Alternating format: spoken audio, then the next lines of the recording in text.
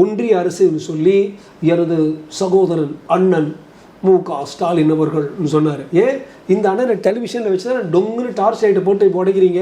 இது இந்த ஒழிய வேண்டும், திமுக ஒழிய வேண்டும், தீய சக்தி ஒழிய வேண்டும், இந்த குடும்ப அரசியல் ஒழிய வேண்டும் சொல்லி கடைசி ஸ்டேட்மெண்ட், பிச்சை உண்டு, அந்த பிச்சை பாத்திரம் உண்டு, ஆனால் அதை ஏந்தியவர் திரு கமல்ஹாசன்.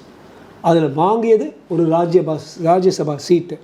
உங்களுடைய கொள்கை, உங்களுடைய கோட்பாடு, உங்கள் பின்னால் வந்த லட்சக்கணக்கான நபர்கள் எல்லாரையும் ஒரு வழியாக, வடிவேலு கேட்டால் மாப்பு வச்சுட்டாருடா ஆப்பும்பாங்க, எல்லாரையும் ஒரு வச்சுட்டு நீங்கள் போய் பிச்சை பாத்திரத்தை ராஜ்யசபா மட்டும் வாங்கிட்டு 2-3 சினிமா ப்ரொடக்ஷனுக்கு ஒத்துட்ருப்பாங்க. அங்கே போயிட்டு இவர் பிச்சை பாத்திரத்தை பற்றி பேசுகிறாரு, இவர் தமிழை பற்றி பேசுகிறாரு, விஸ்வரூபம் எடுத்த ஆள், இவர் ஈவேராவோட கமெண்ட்டை பற்றி பேசுகிறார். அதாவது ஃபேக்ட், உண்மைகளோ தரவுகள் டேட்டாக்களோ ஒன்றுமே இல்லாத ஒரு முதல் சொற்பொழிவுனா அது கமல்ஹாசனோட சொற்பொழிவு தான்.